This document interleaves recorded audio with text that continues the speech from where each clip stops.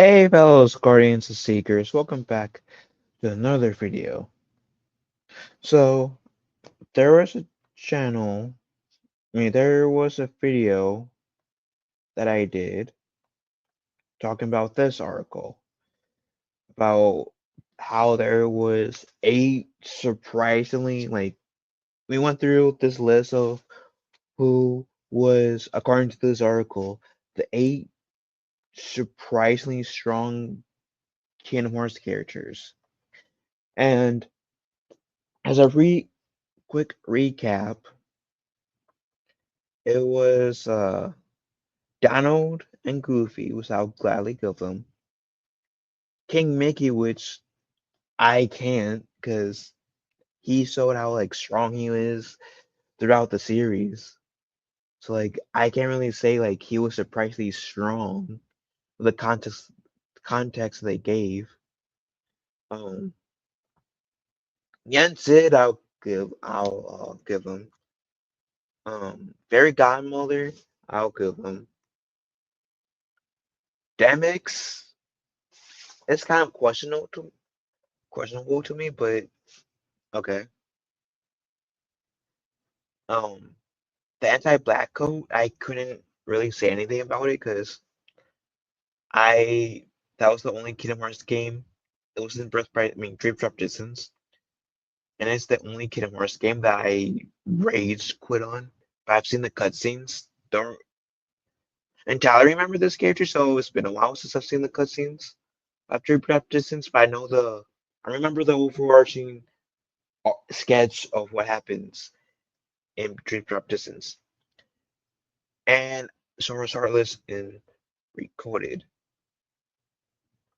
which I've only watched the cutscenes once. Don't exactly remember Sora's Heartless being in the game, but I'm not saying that there isn't. But like with Dream Drop Distance, Recoded, I know the overarching sketch essentially of what happened in Recoded because I've seen the cutscenes. Why am I? Why am I bringing this article up with the eight Kingdom Hearts characters who ended up being surprisingly strong? It's because I am going to be covering this article that kind of relates to this article that you see on the screen right now. And it's six Kingdom Hearts characters who are surprisingly weak. And not surprisingly weak. So let's see what this says. Underneath this whimsical Disney facade, Kingdom Hearts hides an epic fantasy story with ambiguous action scenes and multiple characters that are quite proficient at fighting.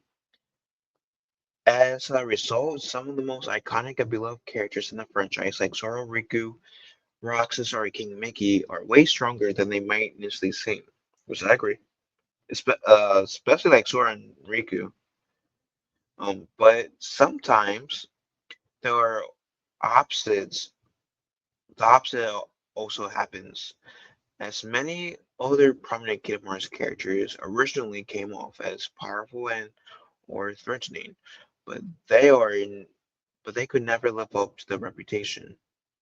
Whether it's because they are defeated way too quickly to be heroes, or because they starred in some surprisingly easy boss fights.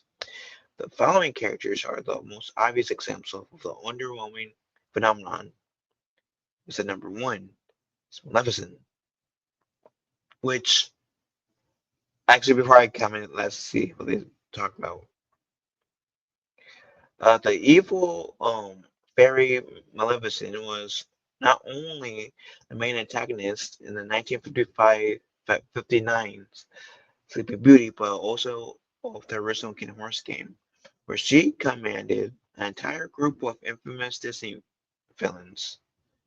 Um, she also showed her true power in a climactic boss fight, in which she turned into a massive fire-breathing dragon that took Sora down on Goofy a lot of effort to take down. Fortunately for her, however, she was defeated and overshadowed by Ansem, Seeker of Darkness, at the very end of the game, and she could never quite recover from that.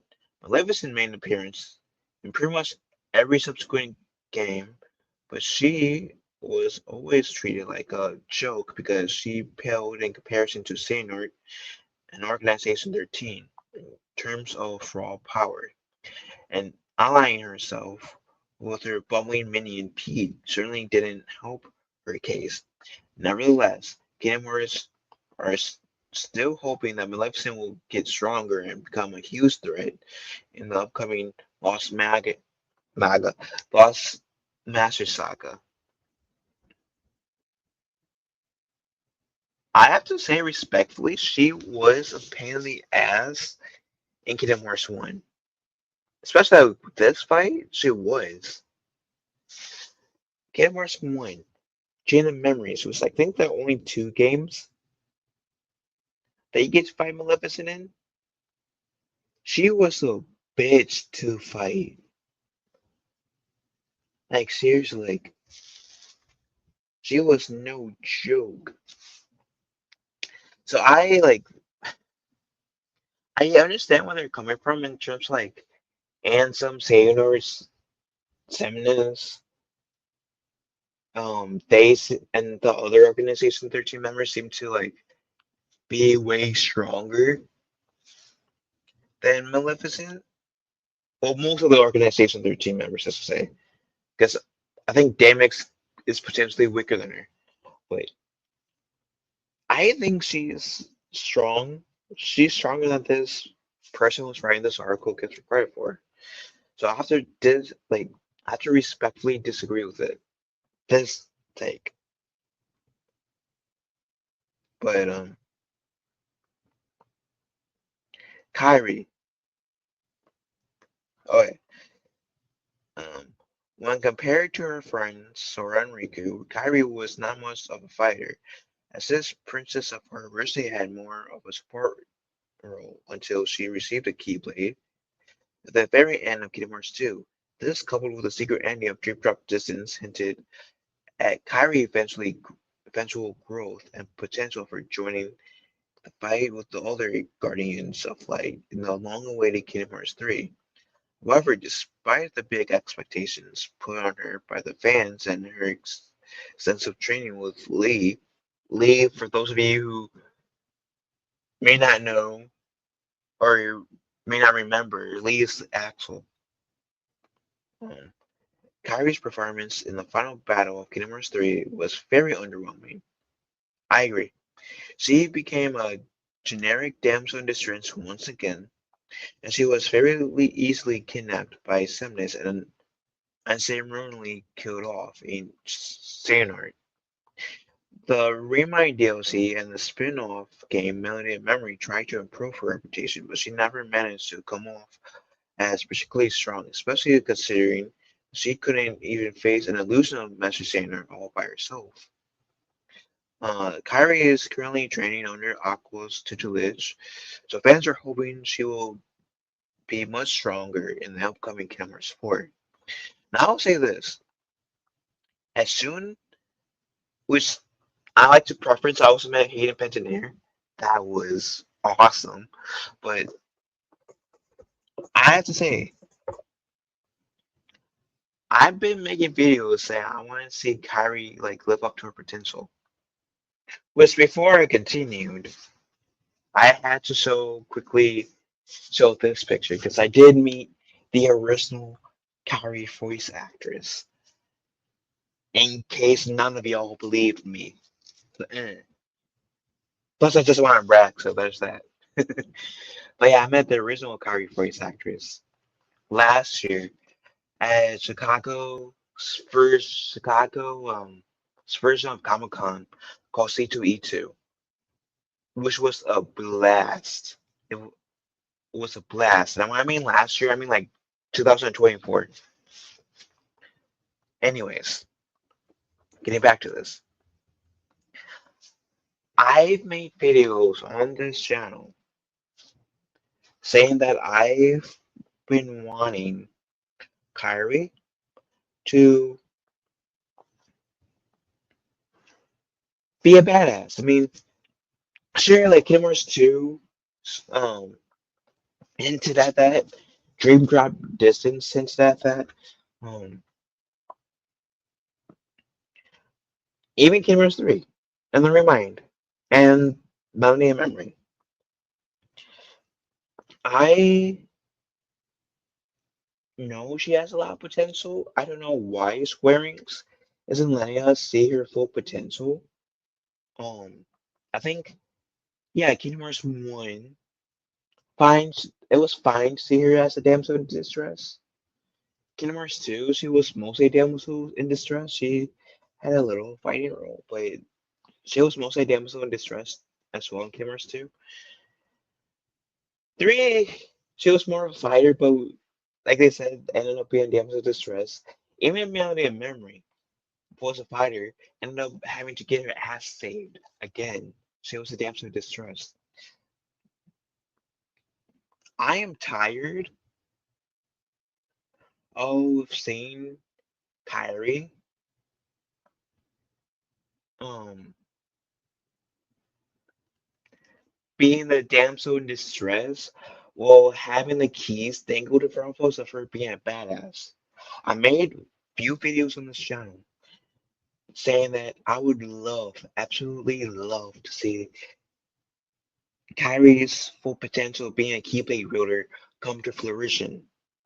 Her actually standing her own against actual boss fight. Not the aid of like Sora or Riku, Donald or Goofy per se. Like sure, like Donald and Goofy could be the supporting characters, but Kyrie making the final blow per se. That if you get my meaning, I just wanted her like potential to breathe here. And I believe on the channel, if I haven't said it on the channel before, even if it takes us an official game where we get to control Kyrie as we got to control the Professor Ape heroes, Sora and Riku, even the Roxas, an official Kingdom Hearts game where she's an official lead, and not like recapping what happens in the previous Kingdom Hearts game. I only getting to like see her fly in like one scene where we had to like button mash essentially to on beat. I want to actually control Kyrie, like we did her in I believe in like what is it Melody and Memory? Not Melody and Memory. I Remind DLC where we actually got to control Kyrie. I think it was in Remind DLC where we got to control Kyrie. I want more of that, but see her actually like take few people down too. That was like peak Kyrie right there when we get to control her and see her being a freaking badass, dude. Dude, if we gotta see her being a freaking badass, then that would change her from being surprisingly weak to surprisingly strong. It will honestly put her on this list. Make it to be like 9 Kingdom Hearts characters who ended up being surprisingly strong besides 8. Just saying. So I wanna see Kyrie, my one of my favorite characters, be a fucking badass that I know she can't be. Just saying. Anyways. Dark Side. The first ever Heartless boss that players encountered in the original Kingdom Hearts was the Dark Side, a massive titan who could wield darkness and summon other Heartless. Nevertheless, an initial battle was extremely easy, which makes sense considering that it was the first boss in the entire franchise. But the problem was the Dark Side that it never got much stronger than that, and it still was equally easy to take down in the subsequent appearances in Genetic Memories 258 over 2 days, Birth by Sleep 0.2, and Kingdom Hearts 3. Games in which it's not even the first boss. At this point, most fans feel like defeating Darkseid is more of a chore than an actual challenge. And even a massive ball like Shadow. Oh my, I'm sorry. A massive ball of shadows called Demon Tide is way more powerful than this iconic boss. And I'll give them that. I'll give them that. I'll say this. I would like to get more of a challenge out of it. Maybe you could get more of a challenge out of it if you were playing like Kingdom Hearts 3 on the hardest difficulty. The hardest difficulty. But I haven't played Kingdom Hearts 3 on the hardest difficulty yet. So like that like if we could play if I played Kingdom Hearts 3 on what is it critical mode? Is it critical or proud mode? Let me know in the chat. That could easily dictate this as well. Because it could also be dependent on the difficulty you're playing on as well. Anyways, moving on. Lexius. At first glance, Lexius seemed like one of the most formidable members of the original Organization 13, thanks to his massive size, his huge axe sword, and his impressive power to summon earth and rocks to battle. But much more to the surprise of many Kingdom Hearts fans, he ended up being one of the weakest and most insignificant members of this evil organization of nobodies.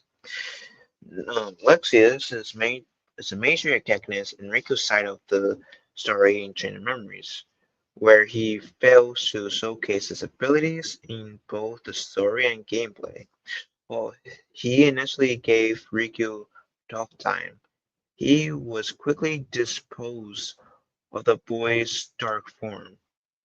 And its boss fight, both in Chain of Memories and Kingdom Hearts 2, were surprisingly simple and easy for the character to immediately for a character as intimidating as him. The fuck? Before I continue, Kingdom Hearts 2, they're talking about his data form. The first time we beat him is still a challenge, but it's somewhat easy. Than like Sumnus or like Syax, sure. But no, he gave me a run for my money. I had to just respectfully disagree with him on this. Anyways, similar to Dylan, his human counterpart, Aeschylus stayed in Radiant Guardian as a mute guard throughout the entirety of Kingdom Hearts 3, and he's never got involved in any of the game's important battles. Yee, Julius. Is that Pete? Oh, that explains why I never seen that character before, because I rage quit on Trip Drop Distance. Because I explained why in the last, when I covered this, was I might actually link the video where I covered this in the description below. So you guys want to see it, guys can. As well as the article I'm reading. Anywho, every Kingdom Hearts game has an extremely challenging secret boss that is almost impossible to beat. But lingering will Kingdom Hearts 2 Final Mix from the mysterious figure in Birth by Sleep. Because of this, fans were very excited to find out that the Dream Drop Distance featured yet another super boss, but was eventually disappointed by how easy it was to defeat him. The secret boss of this game is none other than Julius, an artificial monster, and the main antagonist of the 1995 Mickey Mouse Sword Runaway Brain. Okay. I mean, I don't really have anything to say about this. This just looks like a Frankenstein wannabe of Pete. But my favorite secret boss, I have to say, 'cause, because I thought the secret boss is in Kingdom Hearts 1, the secret boss in Kingdom Hearts 2, and 3. I say secret bosses in Kingdom Hearts 3 because like there's what Semnis, and then that Sand Demon. I mean Semnis and Castle in Hollow Bastion, Sand Demon. I think that's what they call it in Agrabah, and that Phantom at the Clock Tower in Neverland. But my favorite has to be like Semnis in Kingdom Hearts 1 as a secret boss. Lingering Will was pretty good too. That comes with a close second. Then that Sand Demon I was referring to in Kingdom Hearts 1. But I don't know if you can really consider the Sand Demon and that Phantom in Kingdom Hearts 1 as secret bosses. Probably when like before like Kingdom Hearts got like the first game got its like final mix version, you probably could. Because I don't think Semnis was the secret boss in the original Kingdom Hearts version. I think in the final mix version is where they brought Semnis as a secret boss. So I don't know. Anyways, it's been a while since I first started to play Kingdom Hearts 1 on the PlayStation 2, and I'm more accustomed now to the final mix version. So I sorry if I don't remember clearly. The elements to Titan. It took 17 years for Hades to release his secret weapons, and it was not worth it. Oh, he said they say Titans. Okay. The climax of the animated film Hercules is centered on the main villain, Hades, unleashing four elemental titans: the Rock Titan, the Ice Titan, the Lava Titan, and the Tornado Titan from Mount Olympus. Disney fans were understandably excited to encounter and face these hulking beasts in the Kingdom Hearts series, but eventually disheartened. They were eventually disheartened by the lack of strength. The Rock Titan and Ice Titan first appeared in Kingdom Hearts 1 as optional bosses, but they were quite easy to take down. Even for the most inexperienced player, both of them, alongside the Lava Titan and Tornado Titan, later made an appearance in Kingdom Hearts 3, but they still couldn't put up much of a fight against Sora down on the Goofy. To be fair, I think we also had Hercules with us in Kingdom Hearts 3 taking them down too. But anyways, because and I'll have to say this: the Tornado Titan was a bitch in Kingdom Hearts 3. Anyways,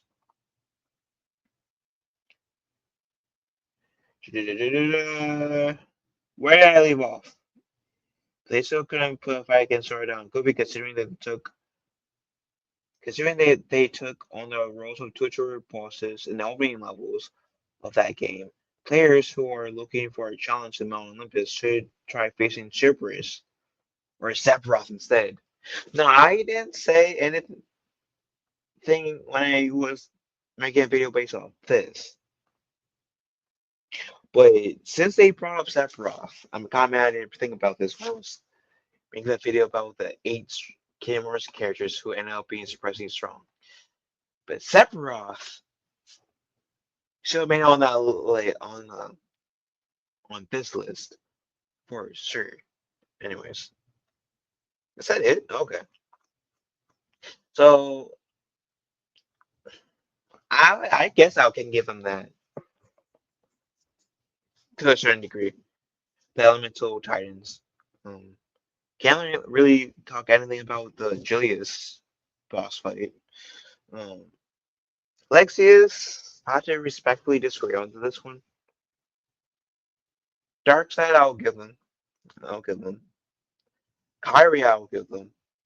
But she has potential to be one of the most like one that's surprisingly strong character, and I'm hoping they'll dip into that in Kingdom Hearts 4, or like any other or a spin-off game that might tie into Kingdom Hearts 4, which would be fucking badass.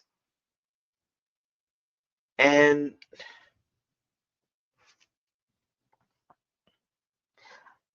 I will give them half credit for this. Because in Kingdom Hearts 1, okay, maybe. But Kingdom Hearts Chan, I remember, she was having to use a card system was a pain in the freaking butt.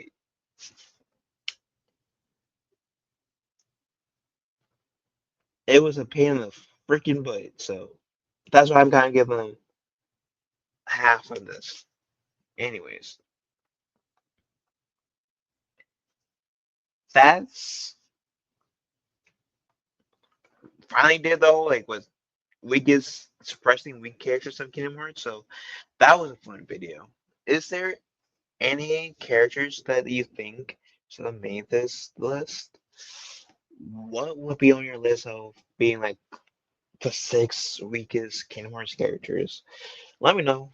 Comment section down below. Love y'all. Have a wonderful day. Be kind to one another. I will talk to you, fellow Seekers and Guardians, later. May your hearts be your guiding keys.